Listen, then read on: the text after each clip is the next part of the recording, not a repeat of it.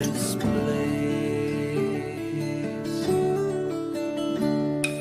The sun filters in through the trees, mixing the splashes of light over leaves that lay patterns on the faces, smiling as I played along. Come wander through my woods and waterways.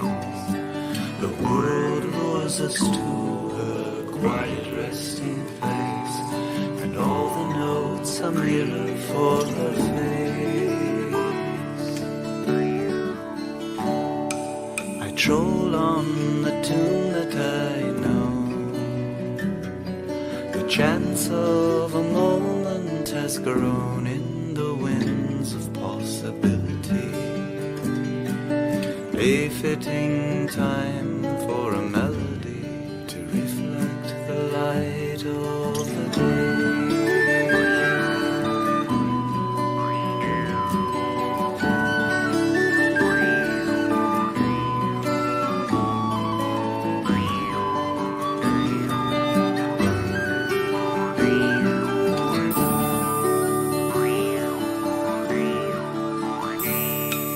And for a while we will dwell in a maze of the mirroring spell that appears on the faces of reflection, in the contours of the mirror that shows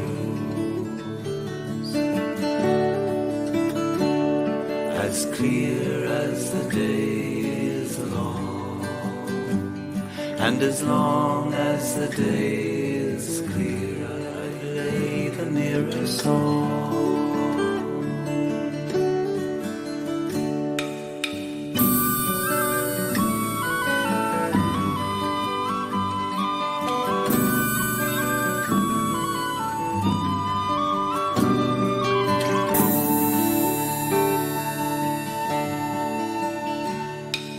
The tune in my heart calls the light, away as it brings on the night. I will find some lonely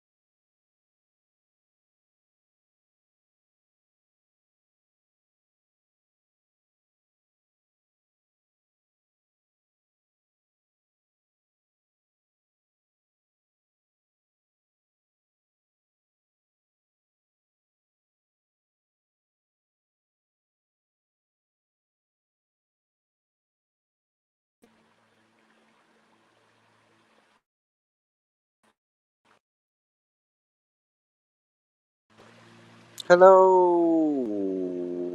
Any sound? Sound.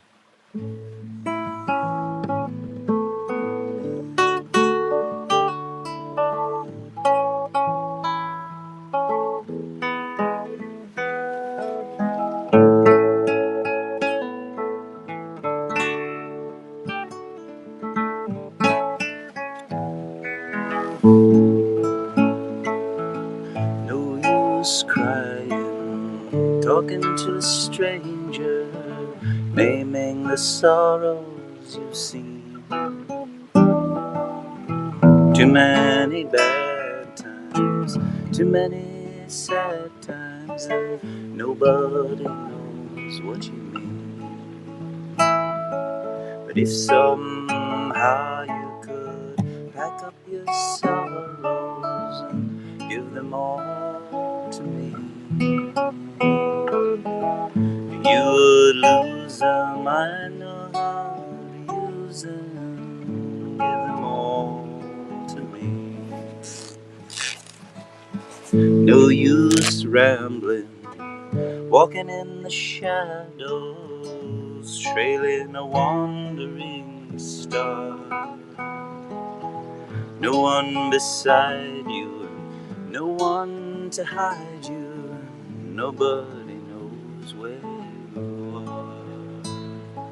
But if somehow you could pack up your sorrows and give them all to me,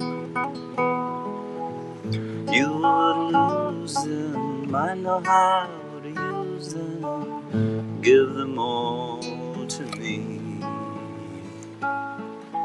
No use roaming, lying by the roadside, seeking a satisfied mind.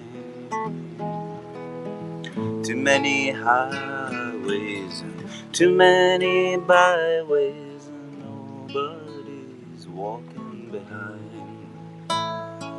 But if somehow you could pack up your sorrows and give them all to me, you would lose them. I know how to use them. Give them all to me. No use gambling, running in the darkness, looking for a spirit that's free. Too many wrong times, too many long times, and nobody knows what you see. But if somehow you could pack up your sorrows, give them all to me, you will lose them. I know how to use them. Give them all to me.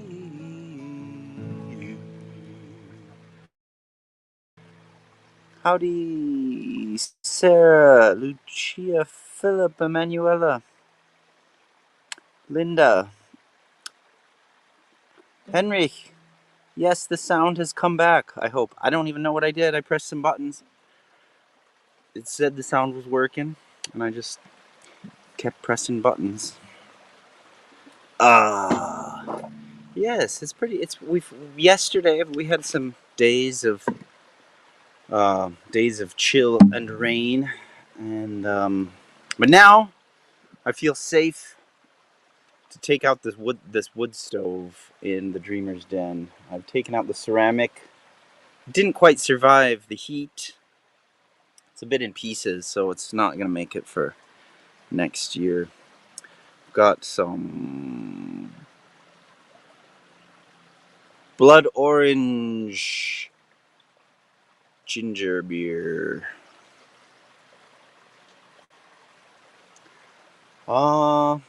We'll take a look. We're going through the spring cleaning. It's officially the time.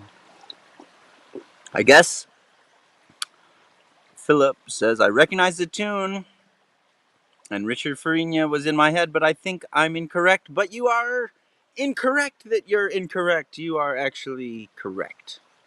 That was Richard and Mimi Farina. I think that song's covered by lots of people because it was kind of a catchy tune. I think they even played that on... was that what they played on the Pete Seeger show? They were on black and white television in like 64 or something. And I don't know if they played that song or not, but they might have played that song. A bunch of other people played it at one time or another. I've got blue fingers. Yeah, getting into, you know, once you start shilling your bones, getting into some weird stuff once in a while. And but it's always interesting to try new things, right? I think pretty soon I need to start shilling the brain. Shilling the brain, maybe. Shilling the little gray cells. Um, I don't know. I think I've got a few things. We've got, of course, our song to play. We've got things to blab about, probably. If as long as the sound works, the sun's out. We started our bit of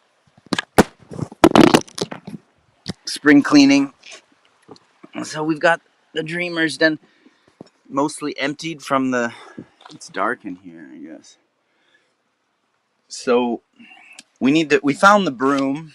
Now we need to find the dustpan, right? After you got the broom, you sweep stuff up, you need the dustpan. One good thing about the Dreamer's Den is there's very small amount of square footage to spring clean, but the other side of that is that it could all just end up on the front porch like that. I was trying to get it together. Missives. That's what I wanted to talk about. We had some heavy. We have excuses masquerading as heavy philosophy. Okay, let's put that. Let's get the tripod back. Okay. So,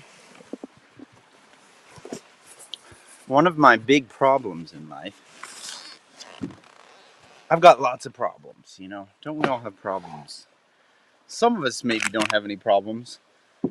But once upon a time, I felt like I didn't have any problems. I don't have any fucking problems. Who do you think I has problems? I don't have any problems. It's fine. No, I don't have. I don't have very many problems. I don't have any real problems. Does anyone want to tell me about my problems? I was thinking about a new business that I could start up where people could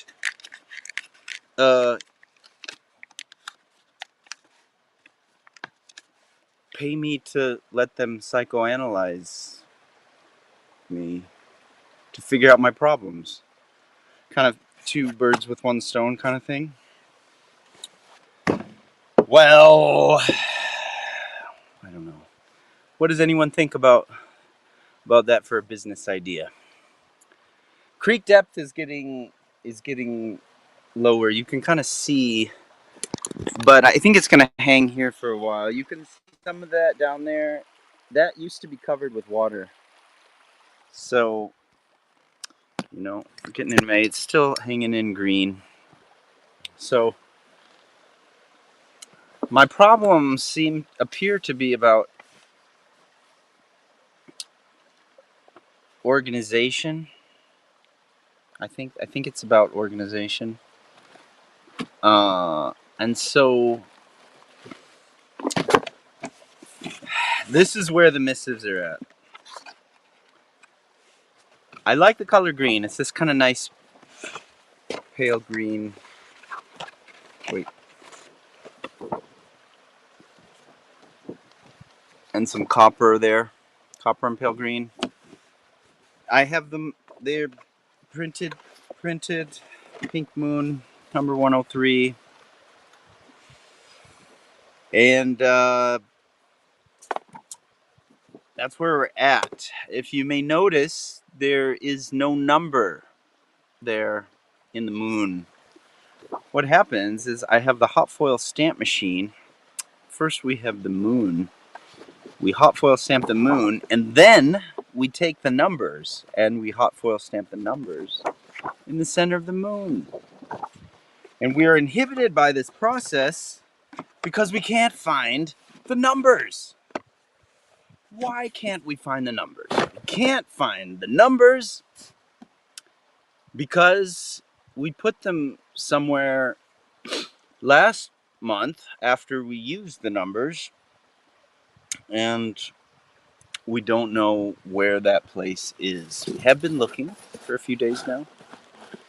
Now, why don't we know where that place is? Maybe, well, we don't know where that place is because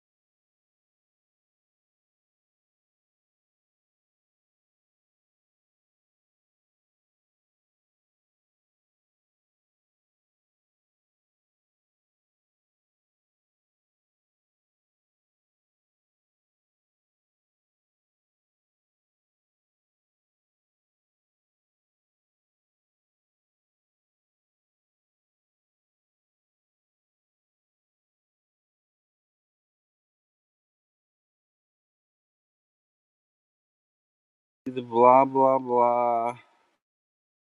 Blah blah. Man, is it back? Hello, anyone?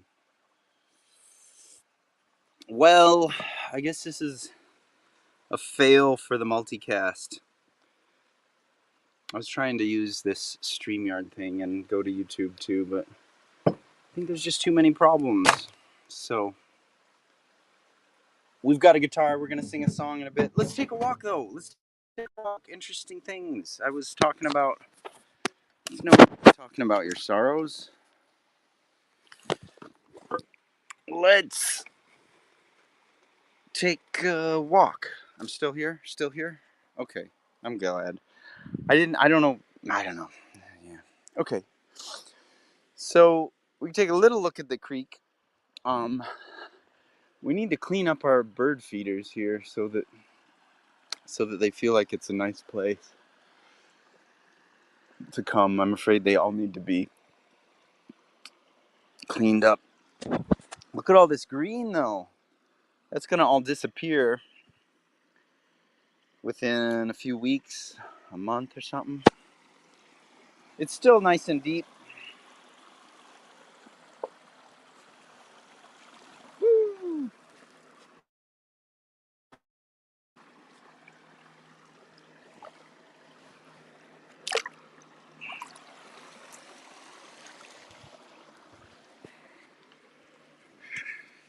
It's about that deep. Right there. There's a few places that it gets deeper. I've So I'm gonna continue looking for the numbers, looking for the missing numbers. Hello, missing numbers. So it's kind of what happens sometimes. You go about your life,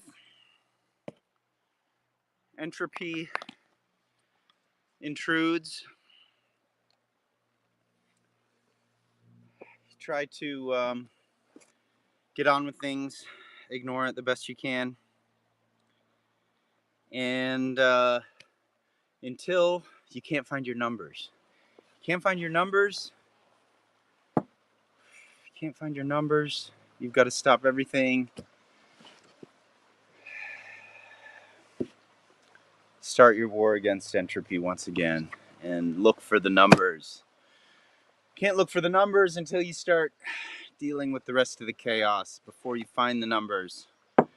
And how it usually happens, you start dealing with the random chaos and your numbers show up sometime. But how many days is it going to take? I don't have that many days. I need to get the missives out. So I don't have an answer to that, but I'm going to keep trying today. While it's dry and sunny, I'm going to go through and hopefully find the numbers. Once I find the numbers, I'll be stitching the booklets together. Once I stitch the booklets together, I'll be taping up the ends, and then I'll be cutting them to size, and then I'll be doing the whole thing, you know. It takes a little while. I can finish it in a day if I just find the numbers. Okay, calm down, take a sip of blood orange ginger brew. All right. I don't know, one other thing that was interesting this week. Okay, look at this. What is this? Does anyone know what this is? I don't think too many people know about these.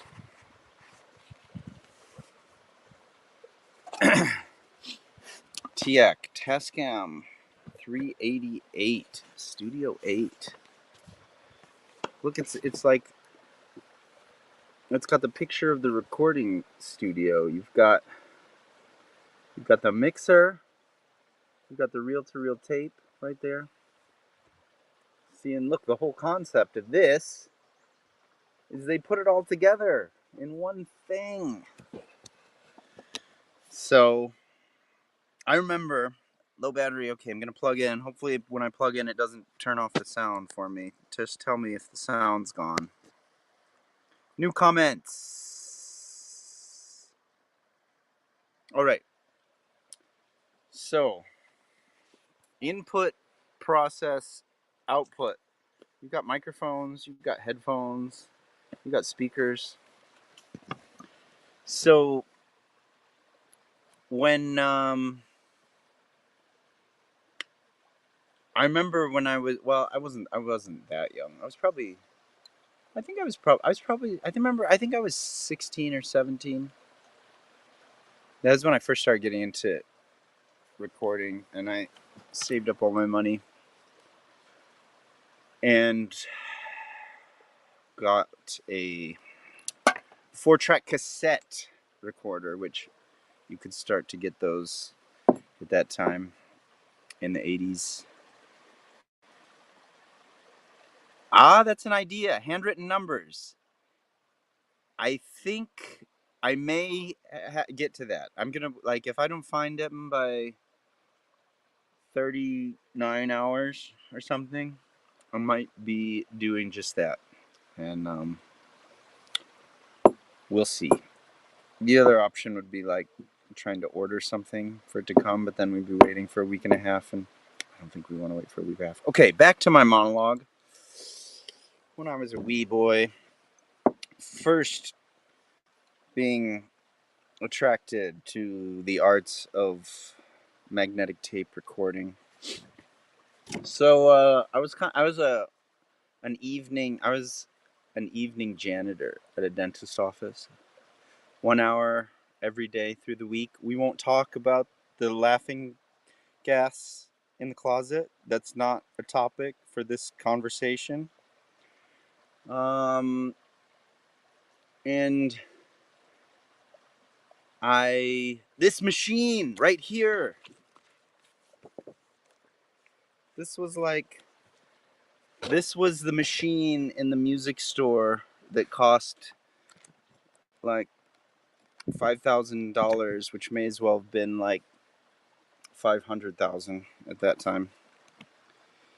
And so it was the machine I was never gonna have. It was the cool studio that you could do like everything you wanted to do at the time. And it's not little. It's not little. It's about 87 pounds. We should go look at it, actually. Should we go look at it? I mean, I don't know that this is the most interesting topic for everyone, but it's pretty dark in there too, and the battery might run out. We're gonna hang right here for a minute. So we have the picture. So this is a big tape. It's like this big, 7 inches, like a 7-inch, but it's tape that goes around. And you can get 8 tracks, and you mix it all on the thing, because before this, the tape machine was like separate, and then the mixer was separate, and you had to have wires going everywhere. Anyways, this is a one-of-a-kind machine. Like shortly after this was in the 80s. Shortly after this, digital recording came out, and it was on a digital tape. It wasn't on an analog thing anymore. So what's interesting also, we're having a historic electronics discussion here.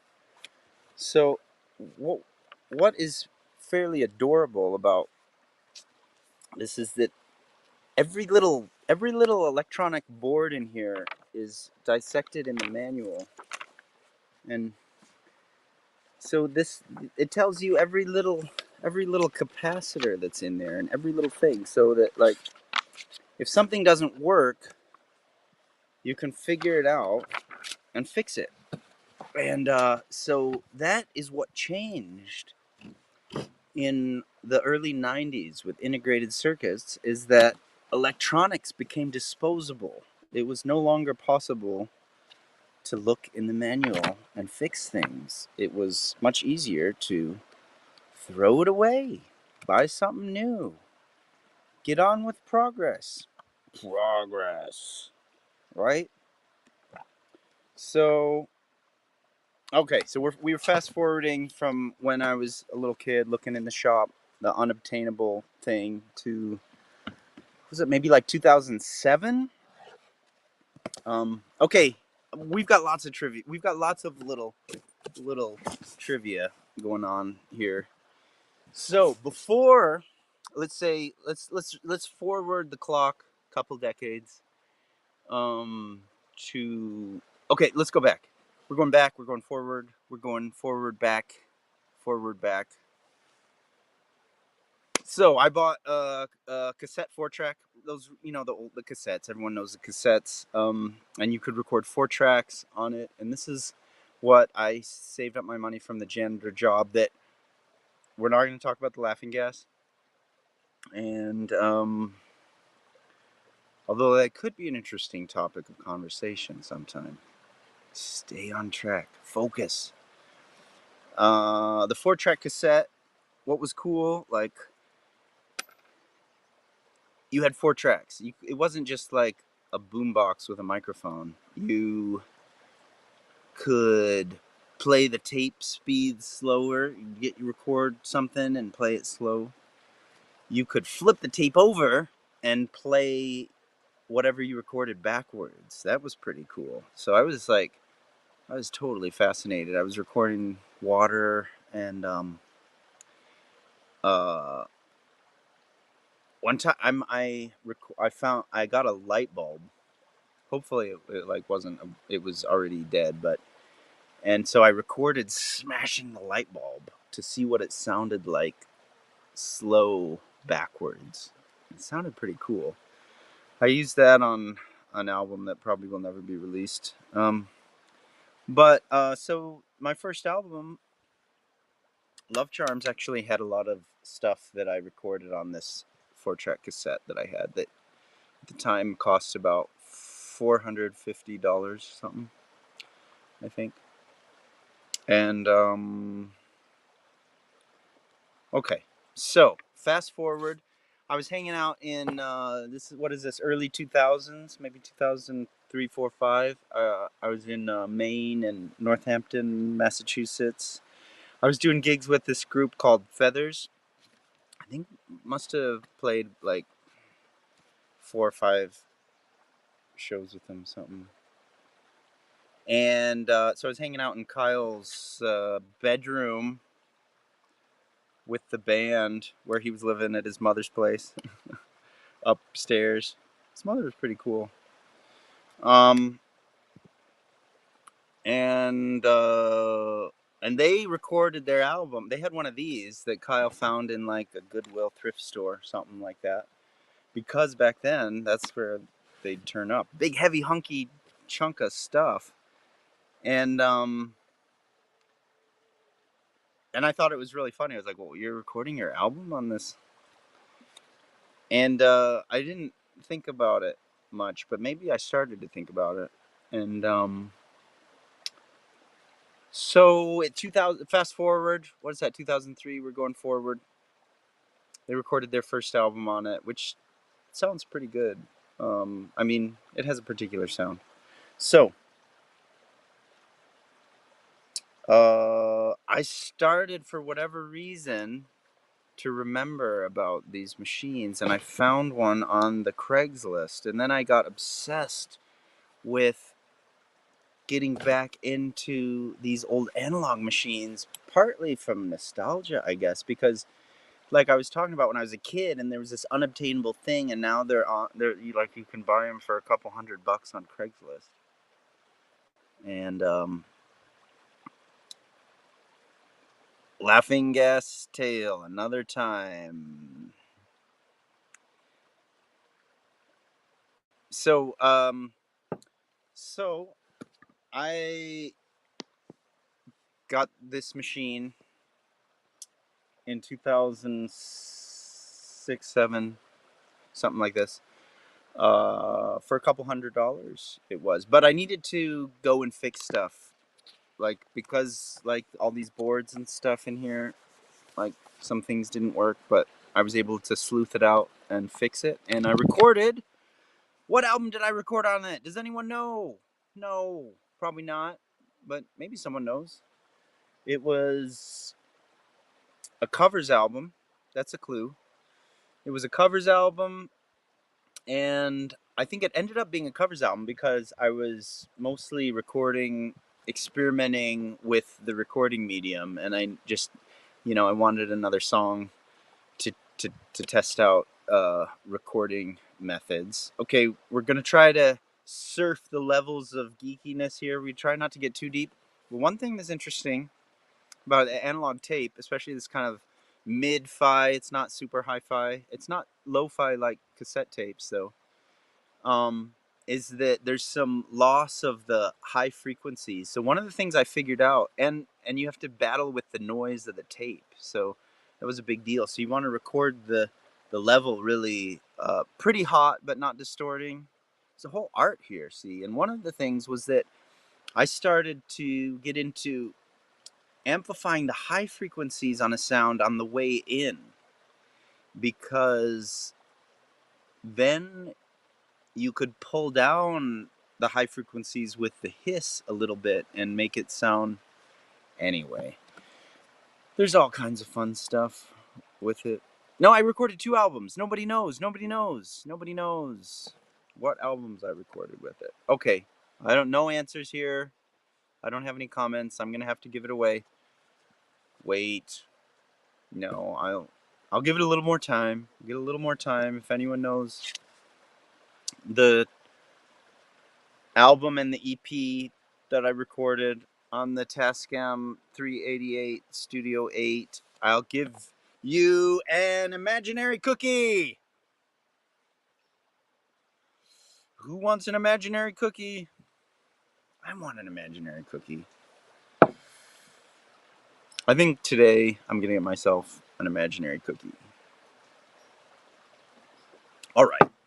So it's not really that important what albums I recorded on it. What's important was that I got obsessed.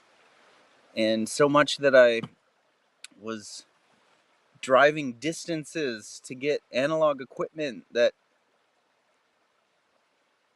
I probably shouldn't have got because I never fixed it.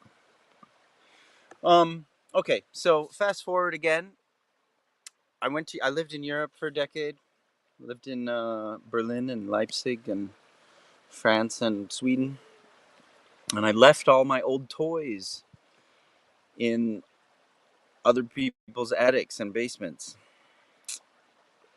And in the meantime, since I bought this machine, this is now a cult classic in the history of recording. So these are now worth like upwards of $3,000 or $5,000. And it's spring cleaning time, trying to get rid of stuff, you know. So I'm getting this ready to pass on, you know, as a part of my life, and that era is over. I'm not gonna go back to recording on the Tascam 388 Studio 8. But like things happen when they sit in the basement for long enough, it didn't totally work. So I was calling around. This is just it's the story's going on. It wasn't Visions of Shadows That Shine, but it was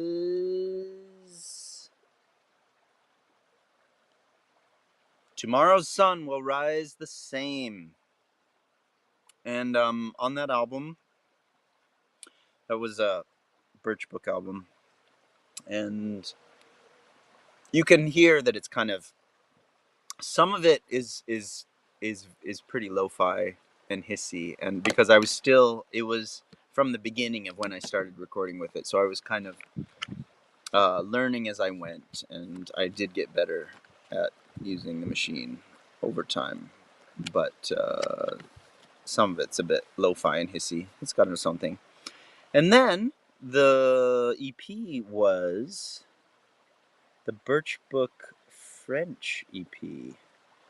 And that one, by that time, I think that album, that EP sounds quite good. I quite like how that sounds. And that would be, you know, I'd be happy with, but it was an experiment. I was recording on the analog, and then I went to the digital, and then I went to the. Oh, Linda will have to wait for her imaginary cookie. You there. Okay, so that's interesting about the tape heads. There's a geek in the house, TJ Dustall. So the tape heads on a lot of tapes might be able to be switched out. There was only one tape head for the 388, so they were putting 8 tracks on a 1/4 inch head, and 1/4 inch was often for sometimes 4 tracks, or half tracks. But as far as I know, this is the only machine that used 8 tracks on a 1/4 inch head. So there was only one kind of head that was ever made, and I think if you try to buy the head now, if you find someone that has a head, because that's the only part that you can't get new anymore, you'll pay more than the whole machine probably for a good quality head. Anyway, we're trying not to. We're clawing our way up from the. We're trying not to drown in the geekiness of audio recording, but we're failing. We're failing. So what happened was I was looking around to try to see, because I had fixed it myself with the soldering iron, and I'd kind of researched. So here we are a couple decades later. I haven't had as much or enough practice with the soldering iron. I didn't want to mess it up because that would be a big pain. And I thought I would look for someone else to do the job for me, who I would pay. I was calling around to people, look for some electronic shops that do this kind of thing.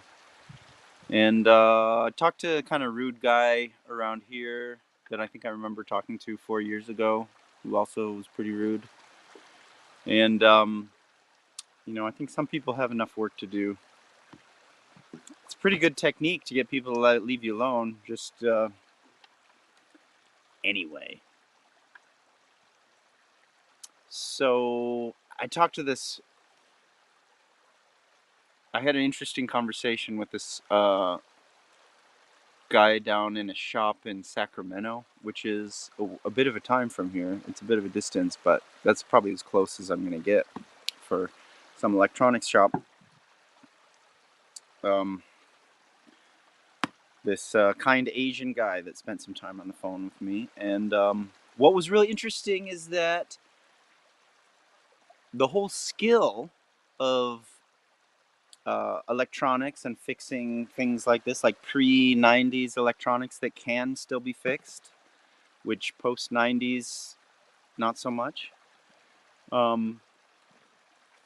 See, what's interesting is, like, besides the heads that I was talking about, you could almost design this whole machine from these little planned circuit boards. I mean, no one's done it. You'd have to remake the head somehow, which that might be kind of impossible right now, but in the future one day, when, like, if, I don't know.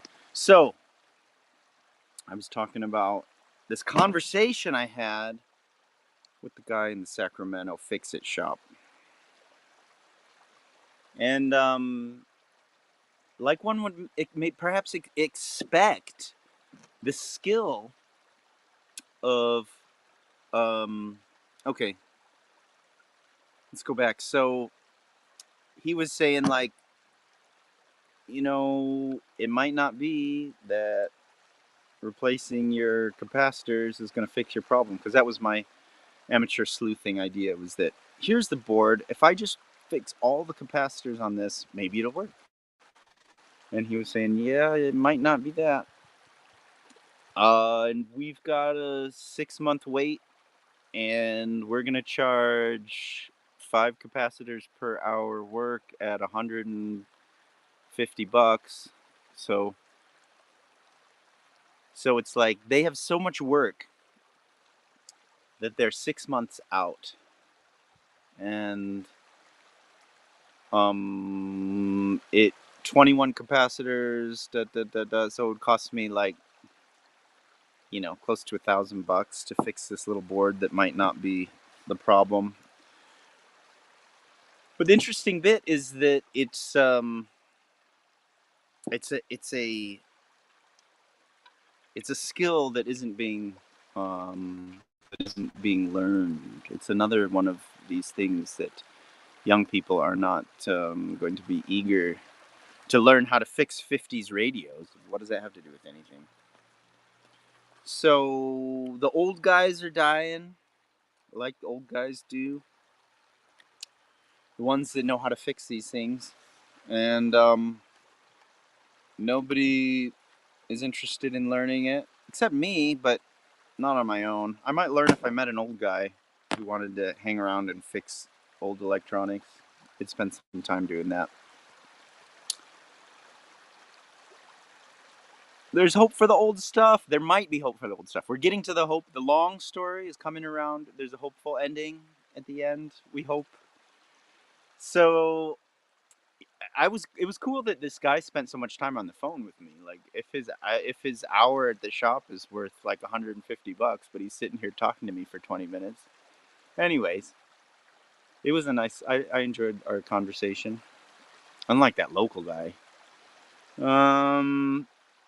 And so I was like, okay, so I have to do it myself. I have to, like, get back in, strap in, put my goggles on, start reading about all this stuff that I forgot about a decade ago or two, and start practicing on some boards before I fuck up this one. And I was still convinced that if I fixed all the capacitors in this board, it might work again. I had about a 67% conviction that would do it. So I was pretty sure that it might fix the situation. And so this is, of course, all so that I can sell it and pass it on to some other artistically inclined audio enthusiast. And I can fill my bags and get on with life and try to put the new Birchbook vinyl out, right? Expensive stuff. Oh man, this 23 minutes, we're going on in 46 minutes and we haven't even started our goodbye song. We still have 30% of our story to get through. Man. Okay. I don't think it's worth making a continuation on, I don't think we should have a part 2. We could have a part 2. Could we have a part 2? We could have a part 2. But how do I know I'm going to remember? We need a vote. Where's the vote button? Push the vote. Story part 2 at a later date. Okay. Where's the guitar? What's going on? Okay, we've got 29% battery. Can we go somewhere and play a song? Let's try.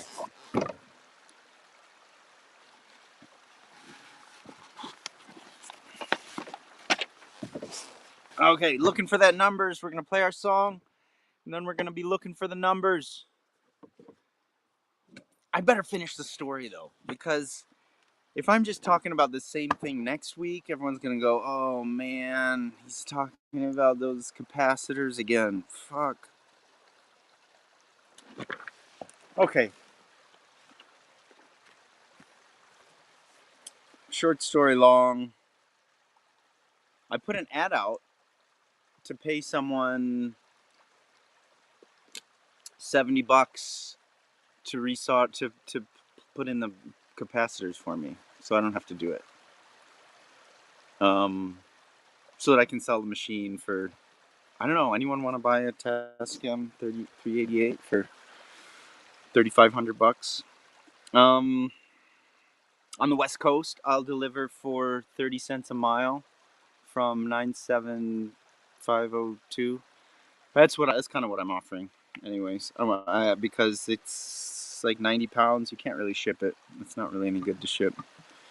So there was a super cool kid that's into fixing everything, and he wants to have a shop. So he did the soldering job. I put it in, and voila, the machine works. It was just like I thought. And so this kid, Simon's his name. Hopefully, I'm gonna have to keep in contact with him, and pay him to fix more stuff or learn. I need to learn about things. And so he wants to. His big dream. He's in welding school right now, but he wants to have a shop that you can bring anything into, and they'll see if they can try to fix it. So like, engines, electronics, there's a bunch of broken stuff everywhere. A bunch of broken stuff everywhere. A bunch of kind of interesting stuff, but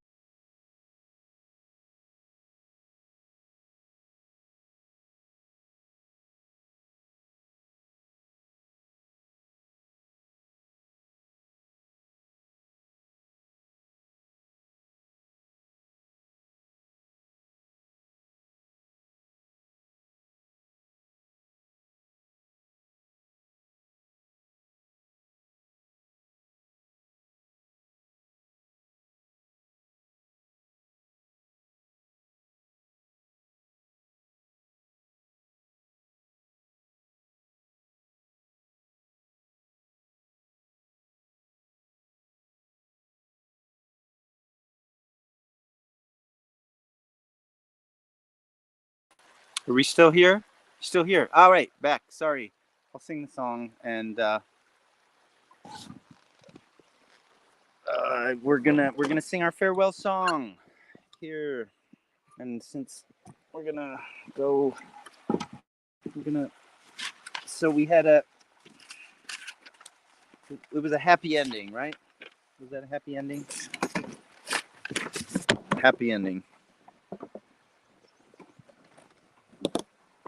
Next, we'll have the happy ending where I get to sell my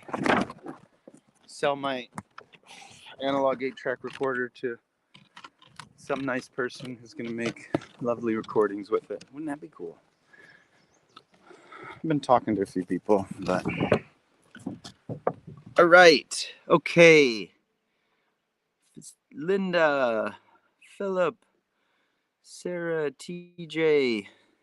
Thanks for stopping in. We're gonna remember the song that was supposed to be last week. Let's sing our. We're approaching the middle of May here. We need a better spot.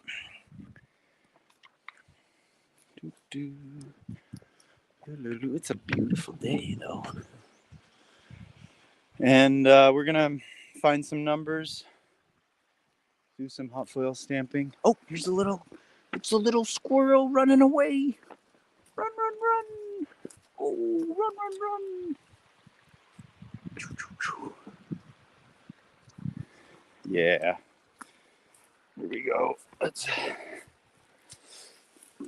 The thing is, over here we've got like the dirt is all from pine needles. It's like feet and feet deep of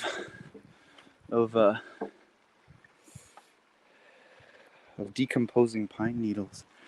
I'm gonna have to bring. This was an area where I had my hammock at before, right between these trees right there. I think that was it. This was a great hammock spot in the heat of summer. Here's a little mossy stone.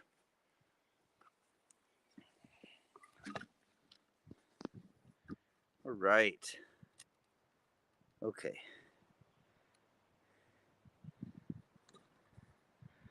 All right. We're gonna sing the song.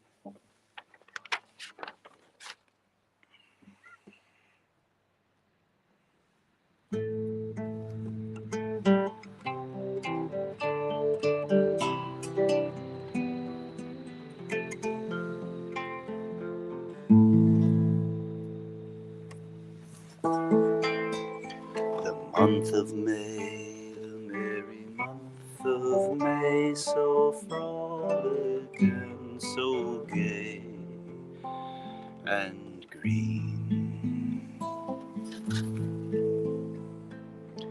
Then did I to my lover say, you shall be my summer queen.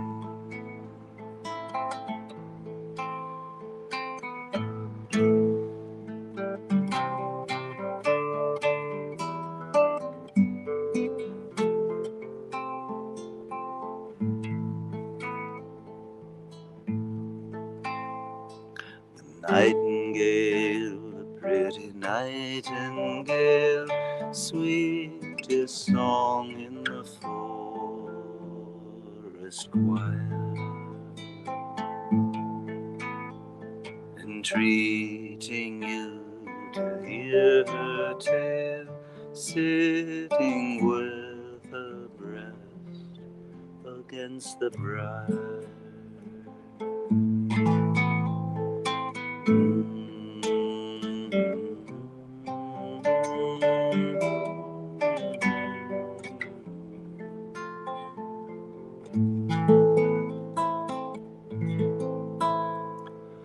Month of May, the merry month of May, so frolic and so gay